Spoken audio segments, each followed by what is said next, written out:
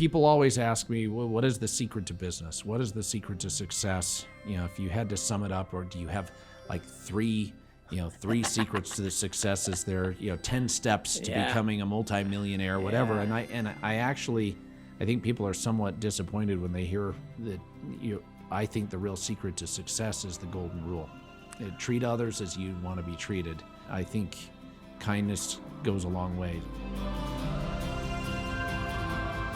This is Jeff Burningham, and welcome to the Extraordinary Us podcast, where we talk to people that you may or may not have heard of that share wonderful stories. And I am so excited to be with one of my very most interesting guests ever today. But before we get to him, let me remind you the purpose of the podcast. It's threefold.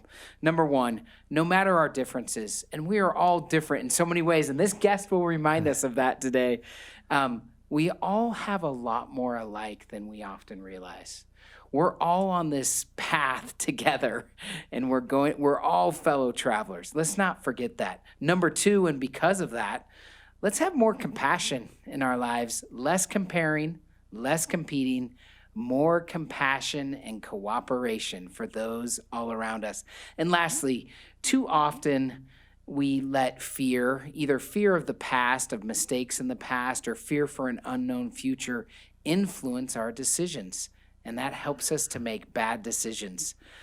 Let's remember not to do that. Today, I am so excited to welcome my friend, and now one of my favorite guys after what we've just been through here, Brandon Fugal. Hey, it's a pleasure being with you, Jeff. Brandon, I love you, man. Thanks for hanging with me here. It's good to be in this really high-tech podcast studio. Oh, thanks. Yeah, it's fun. We just set it up. You're like number 6 or 7 in here. Well, it's an honor to be with you, and I've watched your success for decades.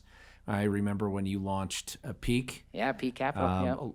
Quite a while ago. I mean, it was about 20 years ago. It was, yeah, about 15 years ago. Oh, yeah, and we were looking at various projects, and to see the great success that you and your partners were able to achieve and continue to see. Thanks, Brandon. In the market has been fun. Well, that's nice of you to say, but everyone knows Brandon Fugal. Not everyone knows Peak Capital, but everyone in Utah, at least, if not the Intermountain West, knows Brandon Fugal, because your name is everywhere. Let me tell you a little bit more about Brandon in case you don't know, and then we're going to jump right in with some interesting stuff today. Brandon, you've seen his name up and down I-15. Brandon dominates commercial real estate here in Utah. I mean, there's no other way to say it. Market domination. There are other great agents and brokers and real estate professionals in our state, are there not? But Brandon has the biggest name, and we're going to talk about the real estate market because, man, that market has taken some twists and turns during COVID. So Brandon is the chairman of Collier's International. He is all over our state, like I said. He is also the owner of Skinwalker Ranch, which you may have heard of. We're going to talk about today. It's in the Uinta Basin, part of one of the best performing cable programs. Yeah, we're the biggest hit on History Channel in years, and we're in the top 5 or 10 every week. In the middle of season 2 right now of what has continued to be a hit series, and it's capturing the attention of a global audience that is fascinated by what is going on in Utah in the Uinta Basin. We are going to talk about that today. He's a great entrepreneur. In fact, we became even better friends. I was the Ernst & Young Entrepreneur of the Year, I think in 2014. I was a judge the next year and had the privilege of talking to Brandon about that, and Brandon won. He's an EY Winner of the Year. He's a memorabilia junkie. He has more movie things and books and rare documents. So again, this is, I think, the most interesting guest ever on the podcast, Brandon. Brandon, have you always been like this? You're too kind. Maybe, yeah. I the greatest compliment that I'm given is that I haven't really changed since I was a teenager. I'm a 17-year-old stuck in a 48-year-old body, and I'm a child of the 80s.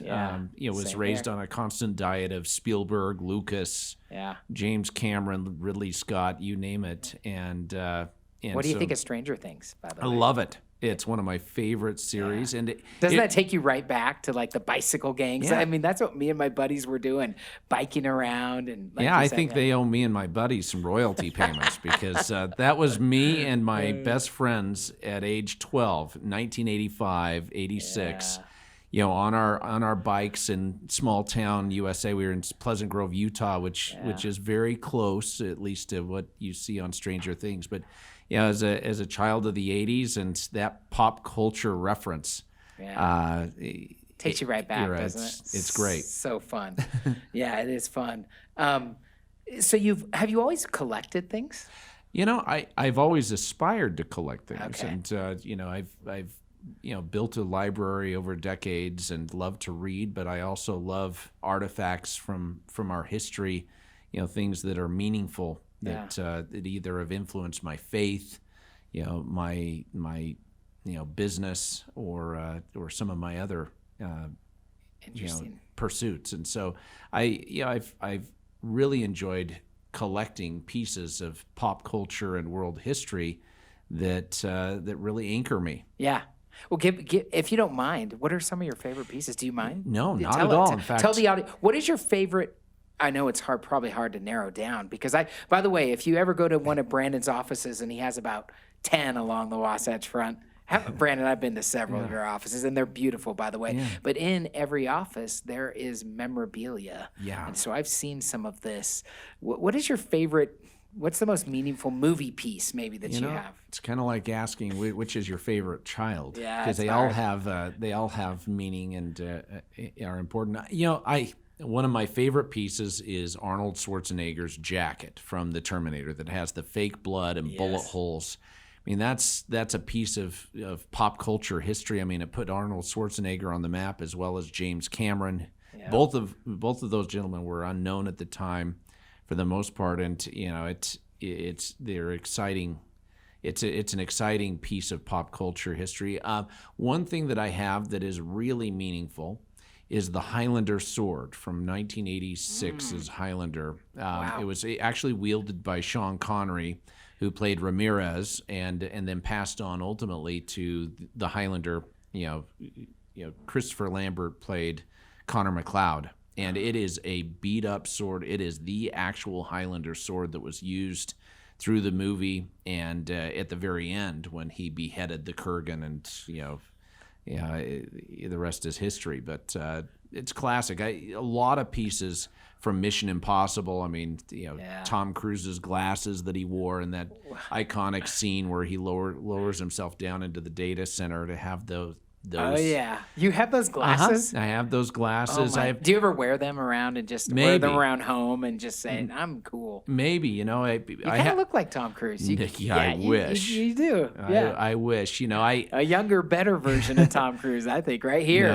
My favorite new action franchise is John Wick. Okay. Which is just it's a beautiful ballet of violence. Okay, and I haven't seen it, but Keanu Reeves is the star of the John Wick series, and one of my favorites in my office that I recently added is John Wick's suit. It was the actual tailored suit fitted to Keanu Reeves from the most recent installment, and I have that and his sword that he used in what they call the Glass House fight scene. So, oh my! And people sometimes speculate as to whether I parade around in the office in that John Wick suit. And Only late at night. Yeah, I'll. Which you work a lot of hours. I do. What? How much is displayed? Probably about 70%. Okay, so a lot of it's displayed for others people to enjoy. Yeah. Okay, also one other collectible, and then we're going to go to the real estate market. Brandon also loves rare artifacts, books, especially if I'm not mistaken, screenplays, other things. What about that? What are some of the what's your favorite? I've seen some of these. It's so interesting to me, Brandon. You're so passionate about so many things. Do you feel like you've always been this way? Absolutely. I've always had that childlike curiosity that has carried with me through my life, and it has inspired me at different stages. But some of the rare books, the 1611 King James Bible, first printing. I have one of the. You have one of those. the he versions. The first. What does that mean? The first batch that came off the printer had an error in the book of Ruth, where they referred to Ruth as a he, not a she. Okay. Upon finding the error, they changed the type for the entire. They had to change the type on the page and then commence the work, the rest of the printing. Well, I have one of the great he versions of the King James 1611. How many of those are there? I'm not sure. Not many. A handful. I've never even heard of that. This is the only one where I've been able to actually trace its genealogy back to the day it was printed. It was actually the pulpit copy in the parish church outside of Cambridge, England, a 1200 AD structure, and it's just beautifully preserved. It has all the genealogies, and then a Shakespeare folio. A lot of items from Mormon history, which you love and or have been fascinated absolutely, by. fully immersed in church history. Oliver Cowdery's Book of Mormon, Joseph F. Smith's Hawaiian Book of Mormon, first printing 1855, which is a really special artifact since I was a Hawaiian missionary. The typical 1830 Palmyra. First printing. Typical. Yeah, quote unquote, typical. That's not too typical, Brent. There aren't too many Mormons or members of the church that have one of those. No, it's a key piece of our heritage and in our history and our culture. First printing Doctrine and Covenants, 1835, Pearl of Great Price, on down the line. There are a lot of really special books. One recent addition to my collection that I really find interesting is the Masonic Guide belonging to the first Mormon bishop, Newell K. Whitney. Interesting. Newell K. Whitney's Masonic Guide, acquired by him in 1816, 14 years before the founding of the Church of Jesus Christ of Latter-day Saints, or the Mormon Church. And he carried it with him through his whole life. It was there, present with he and the founding, the elders of the church there in Nauvoo when a lot of key things were happening. So that is so awesome. I don't even know where you begin to find these things. Do you just have people at Sotheby's and everyone on speed dial? Just, hey, Brandon's looking for a new edition. I don't even know. Where auction houses. The movie props. I mean, there are a couple of places that I trust that typically. Auctions. There's a London auction, a Los Angeles auction that happens periodically, as it relates to rare books and documents. There are 4 or 5 individuals that I trust, that I've forged relationships with going back decades. In fact, one individual in particular, I reached out to right after I got home from my mission, and was just fiddling with the internet, and he'd posted a website at the time, and it was Mormonism.com. I was kind of doing searches on my Netscape Navigator way back then, and come across this website, and he's been a confidant for decades. Wow. And he, along with a number of others, have been key, kind of my Indiana Jones equivalents to go out and search out the world and really the country for some of these rare pieces of our history. So this is quite a tangent, by the way. I didn't even know if we'd bring this up. So no, it's my fault. I'm asking because I'm fascinated by it. And I hope our listeners are fascinated by it. There are so many interesting people all around us, and Brandon is one of them. Did you see Murder Among the Mormons on Netflix? Yeah, absolutely. So it just made me think about that. I don't know. Well, the producer is a dear friend of mine, Tyler Meesom, who is the producer along with Jared Hess, actually came to me when he was early on putting together the concept. They were calling it Salamander and then Forger, and then it ultimately ended up being named Murder Among the Mormons and sold to Netflix. And Tyler is just a brilliant documentary filmmaker, and it has been fun to watch that come together because it really does address some of the more obscure aspects of our history, of our religious history. And this is going to show how different we are in one way, Brent. I am so bad at pop culture. Jordan Hess made the Tater Tots. Yeah, Jared Hess. In the Pocket. Napoleon Dynamite. Sorry, I couldn't even remember. Nacho Libre, Napoleon Dynamite. How bad Jared I am. Hess. Just a brilliant. All I can remember is that Napoleon had tater tots in his pocket. Speaking of kids of the 80s, he's like, "Hey, do you want a tot?" Do you remember tater tots growing up? Of course, you still can find them. And it was funny where Napoleon, not to get off on a tangent, but Napoleon Dynamite was really set in Preston, Idaho, and I spent my first summer working out of town in construction, living in a little rat hole apartment above Main Street in Preston, Idaho, just down the street from where they filmed Napoleon Dynamite. That's cool. And the question everyone wants to know now: did you do construction in a suit? No. Back Brandon then, is one of the best dressed guys, by the way, just so you know. And he is in here in his normal, beautiful suit. I love it. I'm glad you didn't do it in a suit. No, I didn't have a suit back then. Do you love clothing too? Yeah, I do. I don't own a pair of jeans. So like, I haven't literally don't own one. My last pair of jeans was a pair of Gerbeau jeans in high school. No. And, do you own Lululemon? No. Brandon. No. Even during COVID? Even during COVID. I think, did you get up in a suit every day? Did you dress up in a suit and a tux and just sit at home? Well, it was funny. Even when I was a senior in high school, one day of the week I wore a suit just to screw with people. Really? Just to keep people guessing. But I've worn a suit since really the week I graduated from high school. I jumped into commercial real estate at age 18, focusing on corporate real estate, office brokerage primarily, and I've always worn cufflinks and a suit for the most part. I did buy some Porsche design tennis shoes.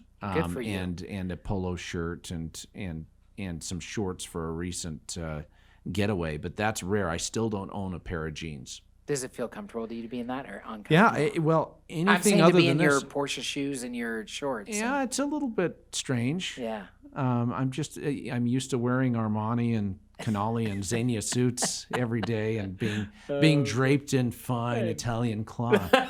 I love it, Brandon. You are okay. So let's talk about the real estate market. What is happening? And obviously, you do a lot of commercial real estate. Yeah. Let's talk about two things. Number one, I've had a lot of friends, and I'm sure you know people too, who, they've tried to move during this time. They've looked for houses, and the residential real estate market is crazy. One of the most interesting, in my opinion, consequences of COVID that we did not see 1 year ago right now, June 10th, we were maybe starting to just barely see a little bit. How this was going to reshape real estate around our country. And it has, right? Residential real estate. Absolutely. So talk to us as an expert. Talk to us a little bit about your thoughts about how COVID has changed residential real estate. And then let's go into your sweet spot, commercial. Yeah, and I'll confess to everyone, I've never sold a house before. I've been strictly commercial since I was 18 years old. But we monitor trends in the entire market, and commercial typically follows residential. So when the residential market is on the rise, we can typically, or at least historically, plan on commercial, following that. And one thing that the pandemic has done is it has brought people home. Remote working or work from home has become kind of a standard, and we've had to reevaluate really the quality of life and quality of not only our workspace, but the role that our homes play in our lives. And I think, people have had to not only prioritize, more along those lines, but they've taken advantage of record low interest rates and the opportunity to address that. And as a result, you see this explosion in residential activity.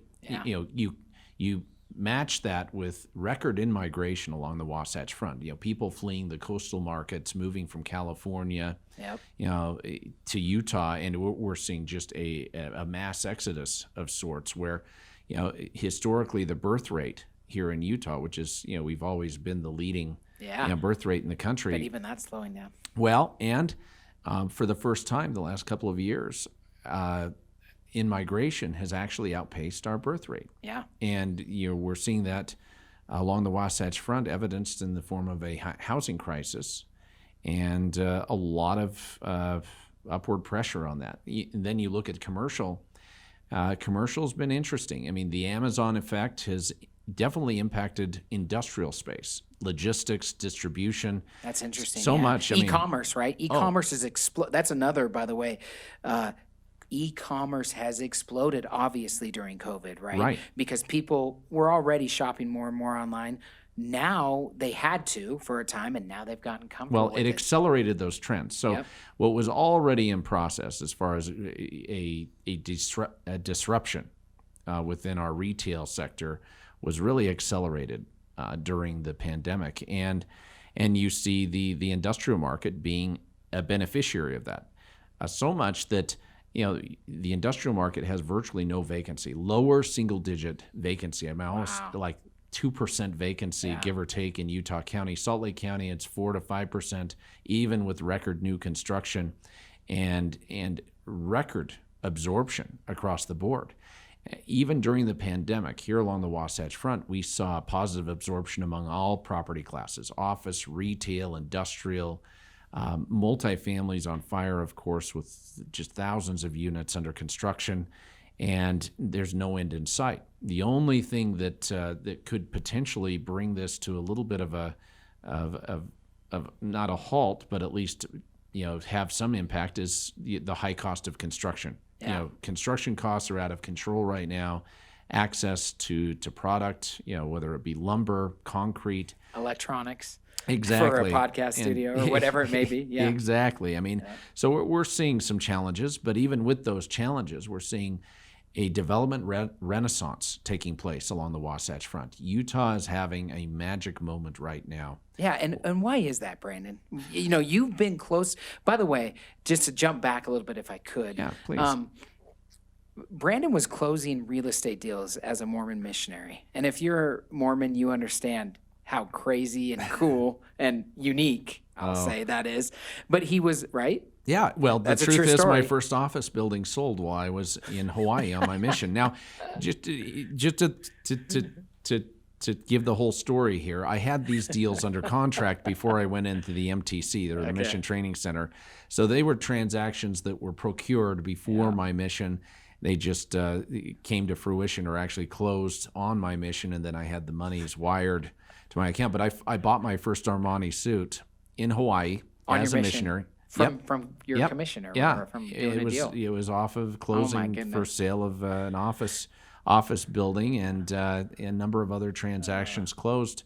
That is so interesting. But the point is, you've had your fingerprints on this market for the last 3 decades. 30 years. 30 years. This month, it marks my 30-year anniversary, which really dates me. But I remember, at age 18, listing, the what was the former Beneficial Life building across the street from Riverside Country Club in Provo, 2696 North University Avenue.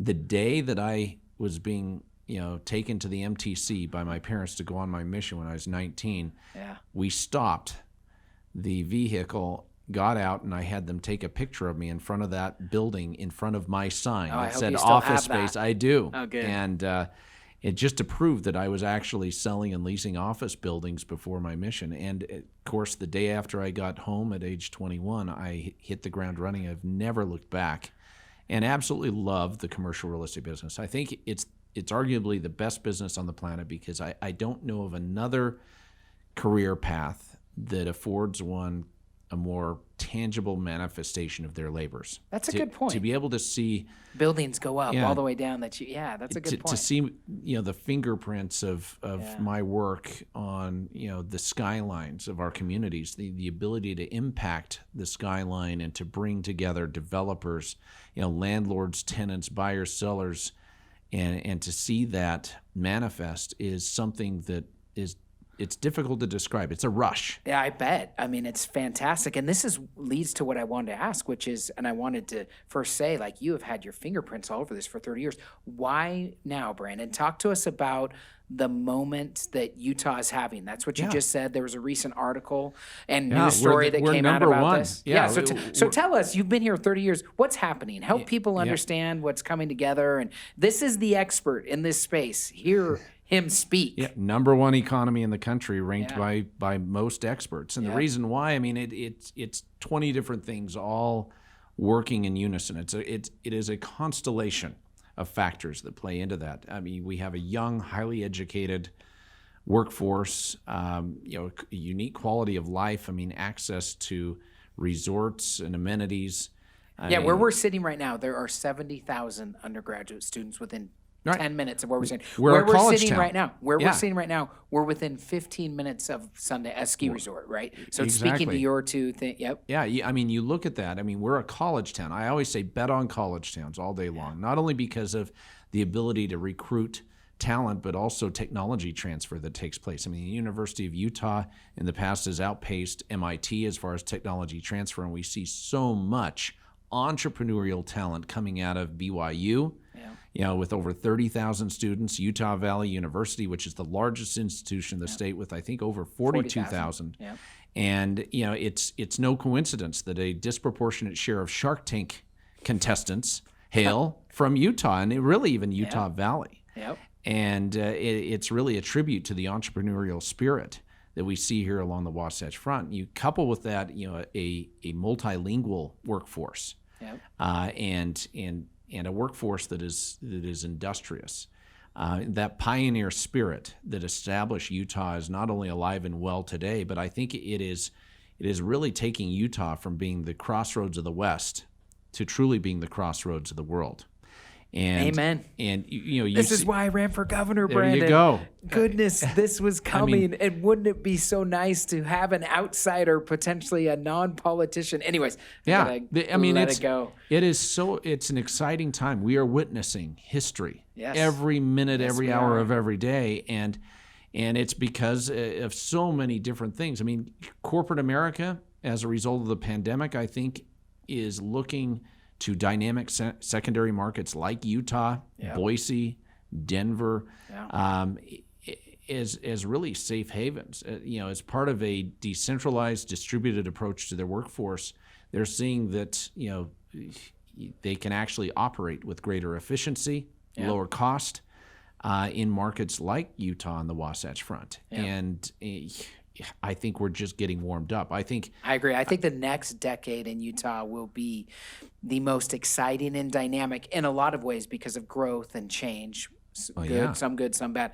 But it will also be hard because you grew up in Utah, Brandon. Right. Utah's changing. Oh, and the it's getting more demographics changing. It's getting more diverse, more dynamic. But you look at the cost of living is going up. Yeah. It's getting more crowded. Well, and even more reason for our focus to be on smart growth and bringing the right type of job creation to our state that will hopefully help us take it to the next level. The problem that I'm identifying, there are many problems, but one key issue is wage rates haven't kept pace with the increased cost of living. The housing costs and just what it takes to survive today. And I think recruiting the right type of companies, the right type of economic base will help us, for decades to come. But we have to remain competitive. And I always caution people, the second you believe your own BS, your own press is when you need to watch out.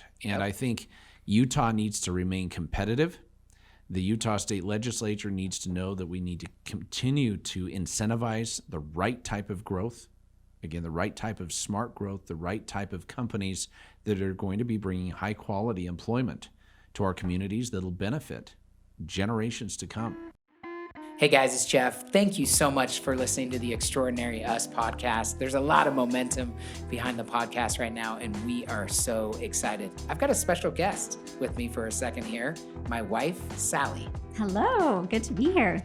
Why are you here, Sal? We're starting a new podcast together, which I am super excited about. It is called Under Our Bed. And we are literally people under our bed recording We right are now. sitting right under our bed.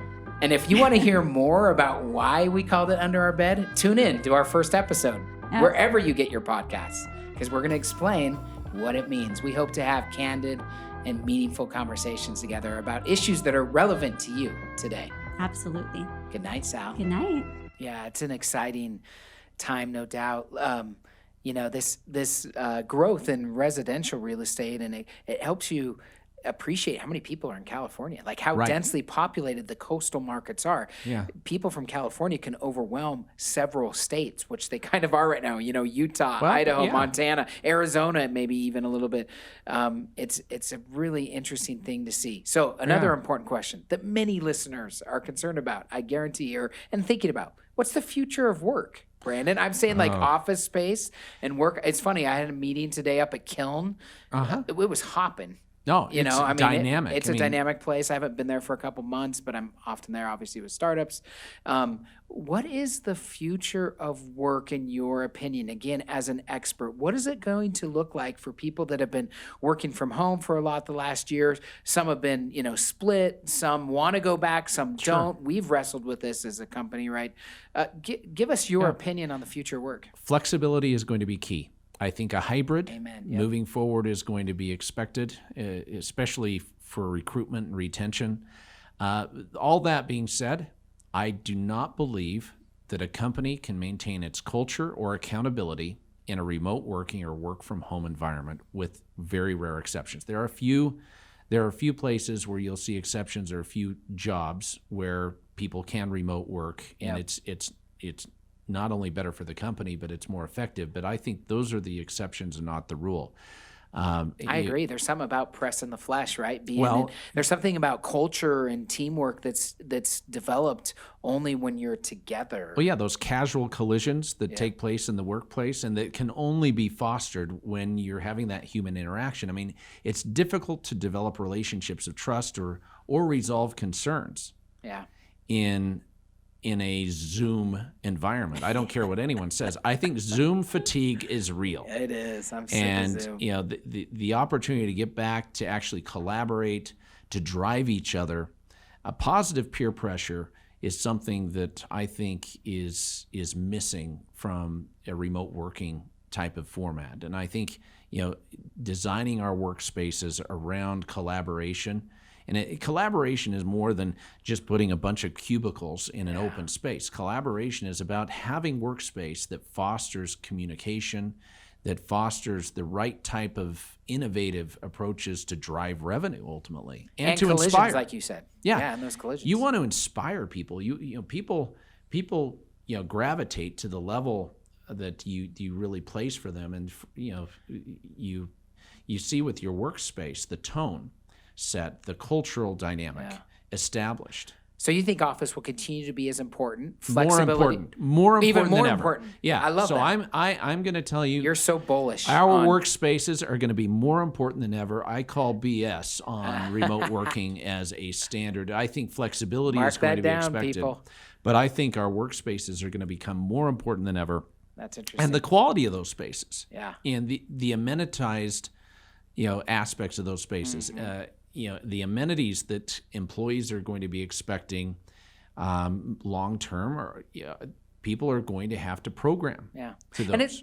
And if you think about it, it's kind of the best of both worlds, right? Both for employers such as ourselves and for employees, in the sense of, like, these amenities are better. You have more flexibility as an employee. There may be days or a day a week where you're working from home, then you go into the office. I think it is about team building. Yeah, More it's and a more about win-win. team building. It is a win-win. It's I agree. win-win. It's all these good things were accelerated per COVID. Well, right? and here's this, up until COVID, to a degree, I think employees, professionals in general, in many cases, didn't feel like they could call in sick. If they were exposed to someone, if they had the flu going around in their home, or they had a cold or whatever, a lot of times they felt like they had to go into the office. And I think if there's one thing that this pandemic has done, it's awakened kind of our sensitivity to health.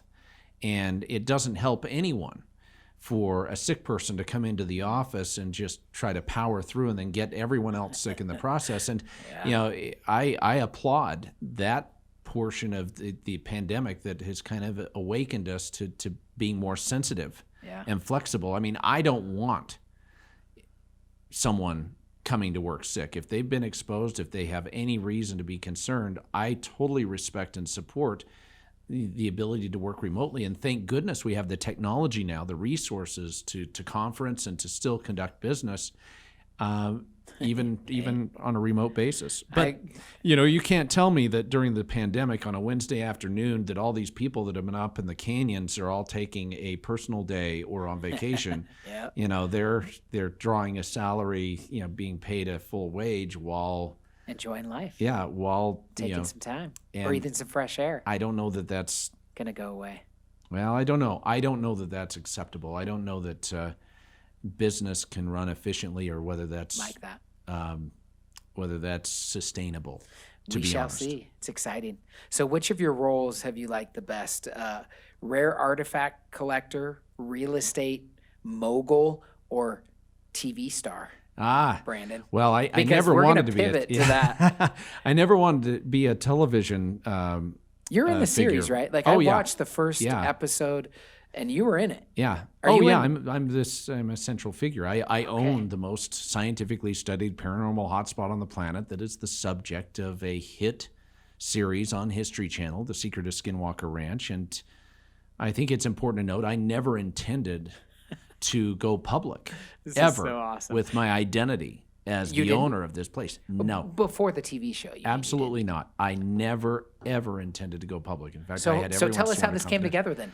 You bought the ranch about 5 years ago or so. April of 2016. Okay, so number one, why did you buy it? And then number two, how did the TV series kind of come to be? Well, long story. I'll try to give you a short, quick answer.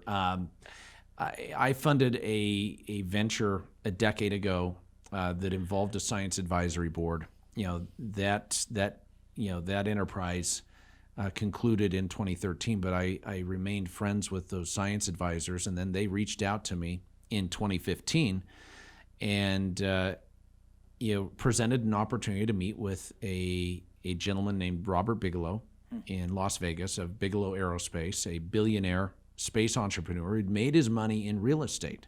He'd actually, most notably been the developer of the Budget Suites of America extended hotel chain, and had diversified into, acquiring the Space Habitats program from NASA.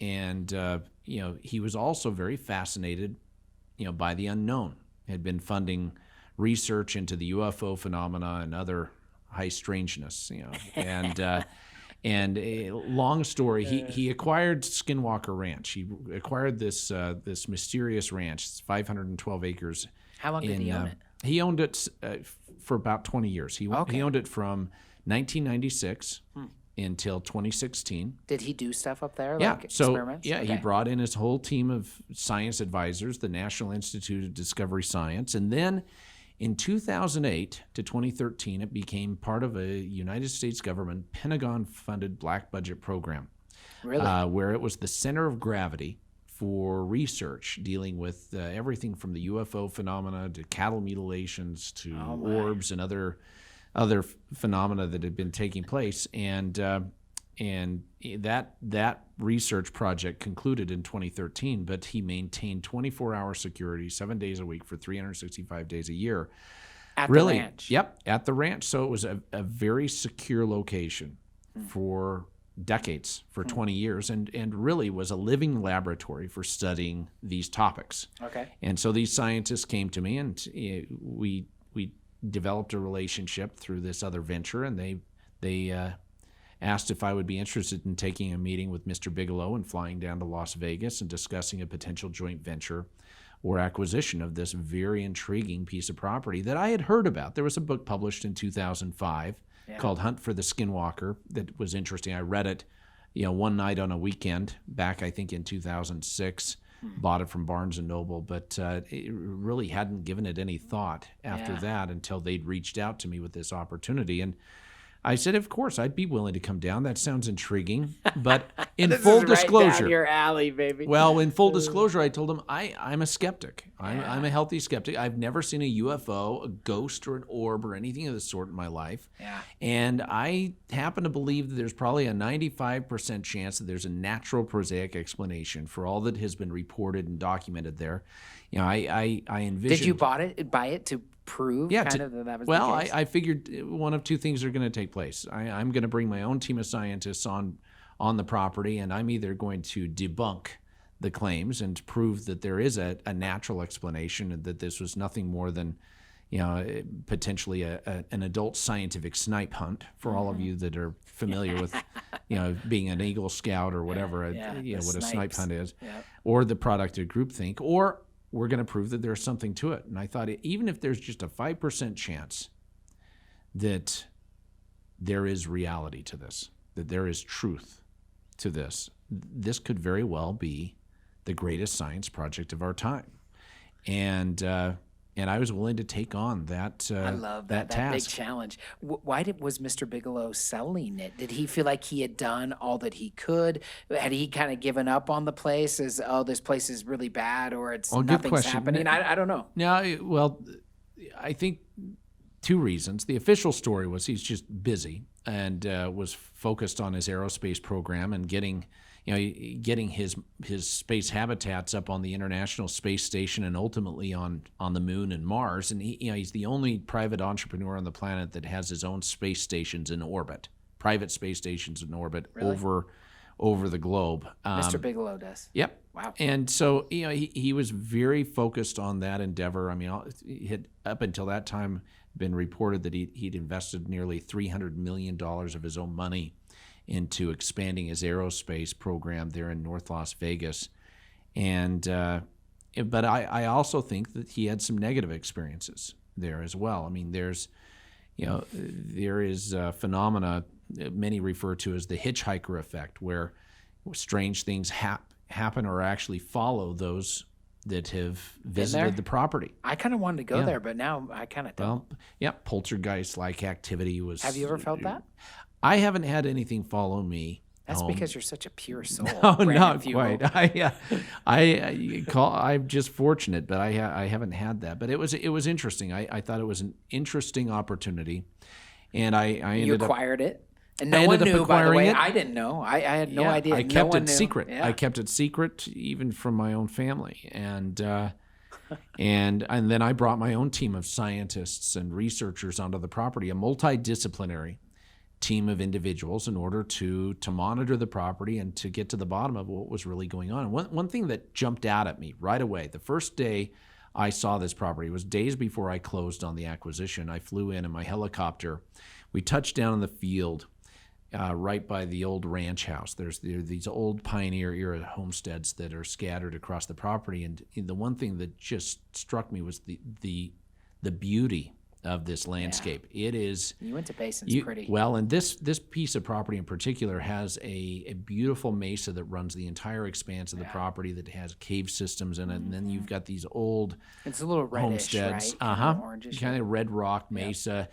You have these waterways that run through the property, and there's a diversity with the landscape that is just so strikingly beautiful and haunting in some respects. And it was funny, we immediately set out to start documenting, what was happening on the property, taking drone surveys of the property and whatnot. And I went 6 months of visiting the property, every month, and meeting with my team before I saw anything unusual. In fact, I continued to be a skeptic, and I thought, well, even as things started popping up on video cameras and were being documented, I still thought, well, there's probably a natural... It's probably part of some skunk works, stealth aerospace program that may be in the area. But about 6 months into it, I ended up having my own experience on the property with witnesses there present that saw the same event. So sorry, can you tell what happened? Yeah, so I have to ask. Yeah, 6 months into it. It's October of 2016. By the way, no one knows. Okay, keep going. Yeah, no one knows you even own it right now. Yeah, no one. I've kept all of this secret. Anyone who reaches out through my intermediaries, has to sign a confidentiality and a liability waiver because there was a dark history associated with the property. People had reportedly been injured on occasion. And so just out of necessity, we had to have a confidentiality and liability waiver in place. Well, 6 months into my ownership or my stewardship of this property, we ended up hosting a prominent physician who brought his own security detail and And I told them in full disclosure, I'm the owner of the ranch. I've owned it for half a year, and I have yet to see anything strange or unusual. And the two security professionals that accompanied him that day, when I asked them, "Do you believe in this UFO stuff? Do you believe in these claims?" They chuckled and said, "No, we don't. We're just here to support the doctor." And so we proceeded to host them that day, and all sorts of crazy things started happening. Electromagnetic anomalies, smartphone malfunctions. In fact, we saw our phones drained from 80% to zero. We had, the biggest gentleman there who was there as one of the security for the visiting dignitary, ended up having an acute medical episode. Oh. And it was in the afternoon, the middle of the afternoon. We're making our way back to the ranch house, and we're in this open-air Polaris Ranger UTV, and right behind me, one of the individuals yells, "Stop the vehicle." And as I'm trying to bring it to an abrupt stop there, I'm looking over my shoulder back at him, and he's pointing out just above the mesa plateau that lies right out in front of us. And right there, hovering right above the mesa, probably about 100 feet or so up in the air, is this disc, is this 40, 50 foot long, grayish, silverish.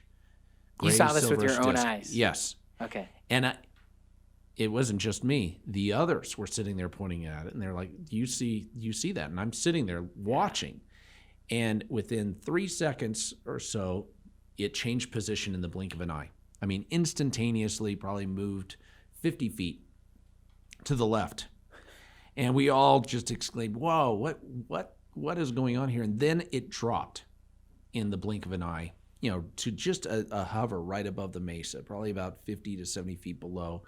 And then it darted to the right a few seconds later, and then in an instant, it looked like it went to a dot and was gone, almost like a bullet, just shooting off into the distance, and it was gone. The whole event lasted all of 20 seconds. Was any of this documented? No. So our cell phones were drained. They were dead. Drained. Yeah. Earlier, they were back at the security trailer, what we now call affectionately the command center, and were being charged up. And really, I mean, we were all stunned. It all happened in a relatively brief period of time, but it was profound. It had such an impact, and we were skeptics. I mean, before that day, we had never seen anything like that. But you're not a skeptic now? No. In fact, people ask me all the time, "Are you a believer?" And I say, "No, I'm not a believer. I know. I'm an experiencer. I know there is something going on." Now, wow. Why there? Who knows? It may be something to do with the geography. I mean, this property, I believe, sits right in the dead center of the Uinta Basin of this bowl. Yeah. And it's about 500 acres. Yeah, right? 512 acres. There may be something special about its placement right in the heart of the Uinta Basin. Who knows? It may be part of some interstellar highway of sorts. How did the TV show come together, Brandon? So you're doing these experiments, you're having these unique and... We're collecting evidence and hard data supporting the reality. Yeah. And so then how did the TV show... You call up the History Channel? The History Channel calls you? I did not. I know you did. I had no desire to go public. Yeah. And the History Channel and producers from History reached out to my managers, and were asking for an audience to explore doing an investigative series out there. For the first time. How did they find out you owned it? Well, they didn't. They reached out to my managers, and they found out. Oh, the managers of the place that I've hired on site. Yeah. So I Jim Morse, who I've known for 30 years, who was actually my first big developer client, has been ranch manager along with Thomas Winterton, who's been our superintendent out there in the basin, and closely engaged for the last over 5 years. Started getting calls, and I ignored the calls for a year. No exaggeration. For a year, I wasn't even interested in taking a meeting. I thought, there's no way. I don't want to let cameras inside the fence, and I have no interest in compromising the integrity of our investigation or ever allowing my identity to go public. But I ultimately acquiesced, agreed to take a meeting, and I was intrigued by the prospect of documenting what we now knew to be a reality, which is that this place, for whatever reason, really is the center of gravity for paranormal, for I thought unusual Area activity. 51 or whatever. Sorry, is this? Sorry, No, I'm not really. This is, I believe, the most scientifically studied paranormal hotspot on the planet, and it's not just UFO or UAP, unidentified aerial phenomena. It is the whole gamut. Got it. Because Because Area 51 is kind of known for the UFO stuff. Yeah, because you have various aerospace programs that are housed out there, or have been in the past housed at Area 51. This is a totally different ballgame. This goes back not only decades but millennia. You talk to anyone, historian in the Uinta Basin, and there are reports that go back. I mean, I've documented reports with family members and individuals who can actually pinpoint activity back 100 years ago relative to the UFO phenomena on this ranch, and cattle mutilations that have occurred and other high strangeness that predate a lot of what you'd think would be the pop culture influences or references. But So you're intrigued by potentially documenting this via TV. So they proposed this opportunity. I gave them two conditions. I said I will agree to allowing this documentary series, Was this this a hard investigative decision? series. You bet it was. But I agreed. I said two conditions. One, actually three. One is absolute truth. Nothing can be fabricated, contrived, or faked. It has to be absolute truth. If you come out and sensational. if you come out and film for 4 months and nothing happens, kind of like my first 4 months of owning the property, that's your story. It's a human story. Number two, you have to use my team. There is no Hollywood casting call. You have to use the team of people that I know and trust that have been pulled together. I mean, even my head of security, we call him Dragon. His name is Brian Arnold. Awesome. But Brian Arnold was my first mission companion in Hawaii. He was my trainer for awesome. 5 months. So we've known each other and been dear friends since we were 19 years old. But they had to use my team. Number three, of course, was to keep my identity confidential. I didn't want my identity to be revealed. Well, they came back and said, we'll grant your first two conditions, no problem. But in order for this to be, if you really do want this to be anchored in absolute truth, authenticity, you really need to come forward and need to be a part of this, or else it doesn't work. Because the story of Skinwalker Ranch and the investigation, the scientific investigation that is going on out there, really it's a part of my spiritual journey of sorts. It's my team, and it's driven by my search for truth.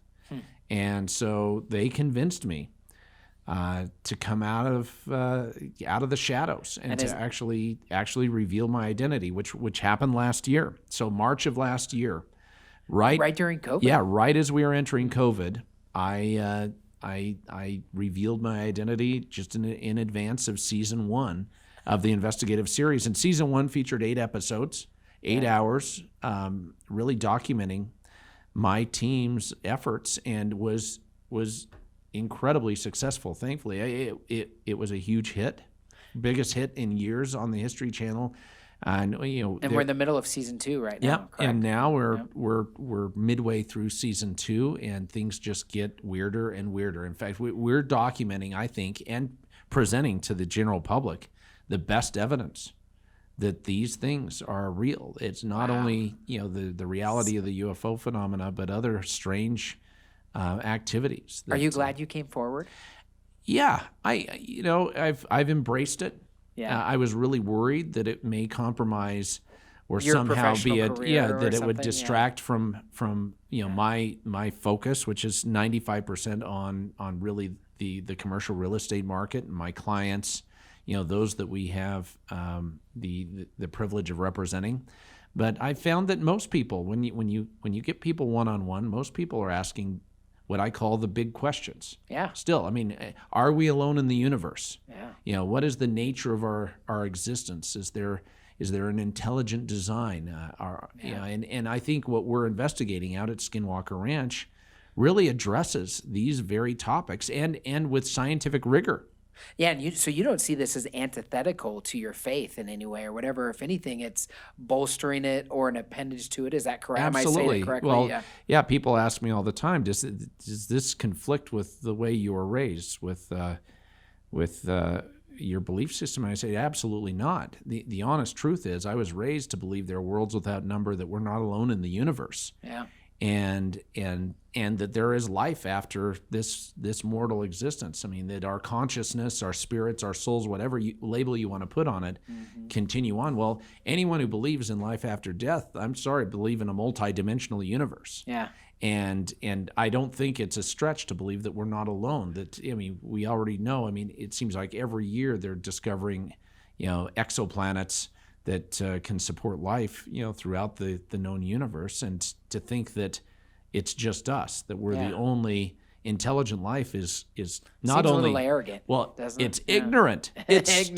stupid. You It's took it a stupid. step further. I love It's that. absolute stupidity. So have you enjoyed being on TV? Like, do you enjoy No, that, or do I you hate not like that? You don't like that part? It makes me self-conscious. I don't like being on television. This was really, other than speaking at conferences and the occasional television interview over the years relative to commercial real estate, I had zero experience. And my team, none of my team members had ever been on television.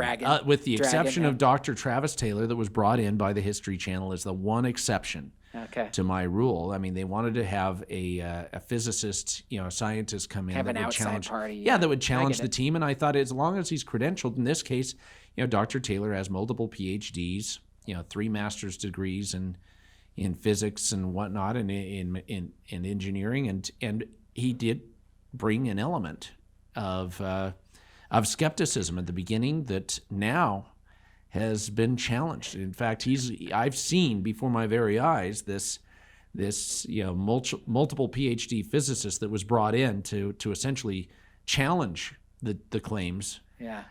It is now an experiencer. He's seen things with his own eyes in broad daylight, as the rest of the crew. I mean, we have dozens of crew members that are out there participating with this effort, and I don't think there's one person that has been involved with the investigative series that has not left scratching their head after witnessing things that they can't explain. I mean, we've had numerous third-party experts out for various experiments. I mean, we had a rocketry experiments where we had instrumented rockets, and then we had instrumented weather balloons go up, and ground penetrating radar studies, resistivity studies. Every time we bring equipment onto the ranch and we conduct research with reputable third-party experts, those experts end up having some equipment malfunction, something happen. I mean, we've had drones fall out of the sky, literally. Wow. Drones, seasoned drone operators with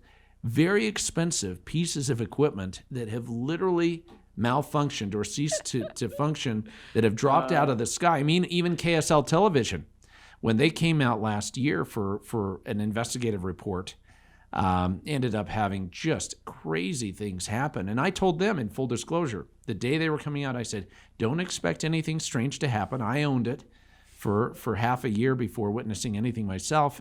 And so, most likely you're going to see a very strikingly beautiful, somewhat haunting backdrop here. Yeah. And you'll be able to report on it. But lo and behold, that day, we saw electromagnetic anomalies, all recorded on camera. We saw the drones, two periods of time where the drone completely malfunctioned, and other strange things caught on camera. Anyway. Did I not tell you this would be one of the most interesting guests I have ever had? Have you not been entertained, people? This is unbelievable. Well, we're shifting from commercial real estate and talking about absorption and really market trends to the paranormal. Yep. And it could truthfully be said that this is a very intriguing real estate play. That's even right. though I really haven't monetized it or even had an eye toward monetizing it. I have yet to put a penny. Yeah, I have yet to put a penny in my pocket relative to the investigative series. I mean, this really has been a very unique endeavor. Well, I feel like we could talk about this forever, Brandon, but I want to come back to Brandon Fugal, the man. And I want to ask two personal questions to wrap us up here. And I'm going to ask them both. You can wrap them into one or answer them separately. But I often ask my guests these, and you may have heard me talk about kind of how would you sum up 48 years? How would you sum up your life so far? Like, what have you learned? What are the biggest takeaways? And then secondly, I just want to clarify, Brandon is wearing a nice suit now. He came from a middle-class family. Sure. He's worked his butt off. He is living his best life. I mean, you're doing what you love. Right. But not every life is straight up and to the right. No one's life is all success. And so what have you learned from some of your failures, Anyways, I'm kind of asking questions about how you get back up and also life lessons to sum us up here, Brandon. Sure. Everyone has their own journey. Everyone has a different life journey. And mine is unique, just like everyone's. It's interesting. I think I'm just getting warmed up. I believe everything up until this point has been a prelude. It has been foundational. It's helped me build a foundation, to build, I think, the appropriate lens, not only by which to view life and to hopefully help others, but I've had the privilege of developing a platform not only in commercial real estate, but a megaphone with some of these other efforts in order to I think interact with some really extraordinary individuals. One of the great rewards of my career has been the opportunity and privilege to work with the captains of industry, the entrepreneurs, the business leaders, the community leaders that have really, changed our skylines and have really transformed our world. You're one of those. I mean, I look back at the years that I've known you and followed your illustrious career, and it's been fun to see, the changes that you've made on the skyline with a lot of your development projects and also venture capital. Yeah, well, thank and you, funding Brandon. companies. Thanks for helping me. I can't say enough good about not only my clients, the people I've had the honor of representing, but the experiences that have come out of playing that role, having a seat at the table, and being a trusted being a trusted advisor to key decision makers. I never saw myself as a commissioned salesperson or a real estate agent. I always saw myself as an advisor, as a business infrastructure expert, and being able to help people and companies and developers really craft their real estate strategy. I don't think that anyone can be in business today, even in a remote working environment, and not have a real estate strategy of some sort. I think it's critical, whether you're coming out of the garage or operating a Fortune 500 business with thousands of employees. Everyone needs to have a real estate strategy and needs to have a trusted advisor that can help them navigate how to optimize their real estate and make it an asset, leverage it as an asset as opposed to a liability or an expense. And I think, I do think that our workspaces are going to be more important than ever moving forward. I mean, the places where we shop, where we entertain and where we are entertained, the places where we live, I think, our communities are changing before our very eyes. And I think quality of life is going to be very important, more important than ever moving forward. And real estate is going to be central. A catalyst to that. Yeah, I agree. Anything else you'd like to share before we wrap up? People always ask me, well, what is the secret to business? What is the secret to success? If you had to sum it up, or do you have like three secrets to the success? Is there 10 steps to becoming a multimillionaire, whatever? Yeah. And I think people are somewhat disappointed when they hear that. I think the real secret to success is the golden rule: treat others as you want to be treated. I think treating everyone as if they may be the next Bill Gates or Mark Zuckerberg or Jeff Bezos, and being kind, trying to err on the side of being kind. And you never know what challenges people are going through. You never know what mountains they're climbing emotionally or otherwise. And I think kindness goes a long ways. I mean, love is the answer, right? Love is the answer. You have it right here. I mean, it's a reminder. And when I walked into your studio, seeing that love is the answer, follow your heart, never give up. I mean, it may sound trite, but those are truths. Yeah. And I think that's the most important thing. And find something you love. Yeah. I don't really characterize success as monetary, as material. We live in a very materialistic society, and I like nice things. I mean, it's no secret that I love pretentious luxury, but the truth is that comes and goes. And do what you love, and do it well. I have a lot of respect for those people who are just excellent at what they do, and it doesn't matter what occupation, what path you're doing. they choose. Yep. Yeah. Well, Brandon, I think you've exhibited great kindness in your career. Oftentimes, I think you live the golden rule, and that's one of the reasons you've been so successful. I'm trying. I'm not perfect. I will say, there are things I wish I could change. Well, all of us are that way, right? But life is a learning process, and I look back, and the only thing we can really take with us, it's our relationships and our experiences. You can't take anything else forward, and and I just treasure those things. I'm very fortunate.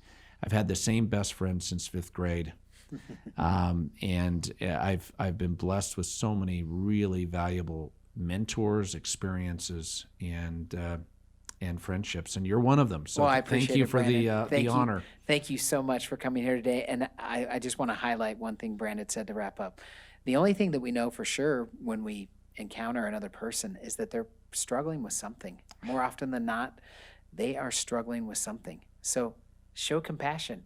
Use the golden rule. Exhibit the golden rule. Brandon, I appreciate your friendship, man, and I love that you just are living. Like I said, your best life. Well, it's like you're the true Brandon Fugal. Yeah. You're wearing a suit and you're hunting UFOs and you are selling a bunch of real estate. That's right. And you're having fun doing it. It's fun. I'm a 17-year-old stuck in a 48-year-old body. I'm still that kid who had the black Lamborghini poster or the Porsche poster and my ninja swords and my Dungeons and Dragons and had my rock bands. I'm just stuck in an older body. I can't wait to see what you do when you grow up. Thanks, Brandon. Thanks so much. See ya. Take care. It's always inspiring when we see someone who is living true to themselves. That's what stuck with me today, actually spending a lot of time with Brandon Fugal. I'm embarrassed to say and to tell you honestly, we had a technical difficulty when we got in studio today. And so we ended up sitting for a couple hours outside in my lounge, in my studio, just talking and catching up. And it was so fun. And what stuck out to me is here's a guy, eccentric, interesting, the most interesting friend I have almost, and talking about life and everything that matters under the sun, being true to theirself. And I think being honest, there's something that's powerful about living our authentic lives.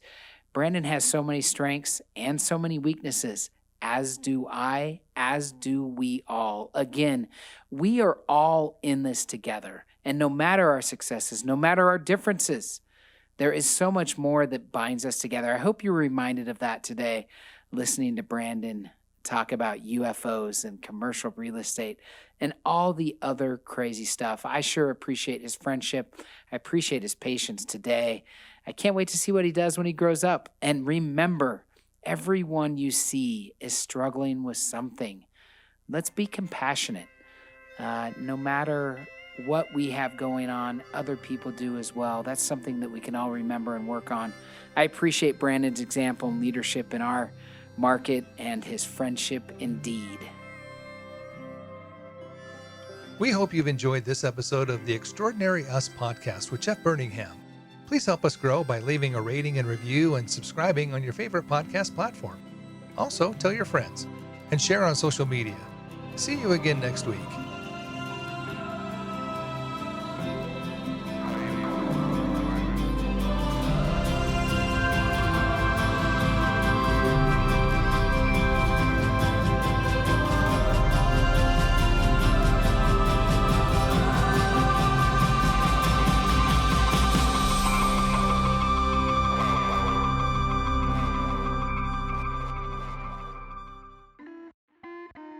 Hey guys, what's up? It's Jeff. And Sal. I'm here with my wife. Why? Because we're starting a podcast together. Yes, we are. And it's called Under Our Bed. Why is it called that, Sally? Because we are sitting under our bed right now. In this podcast studio. Yes. And we're going to be talking about things that are interesting, vulnerable, relevant, funny. So check it out. Funny if you're on. So check it out wherever you get your podcast, wherever you listen to The Extraordinary Us. Look for Under Our Bed with Jeff and Sal. Check it out. Good night. Good night.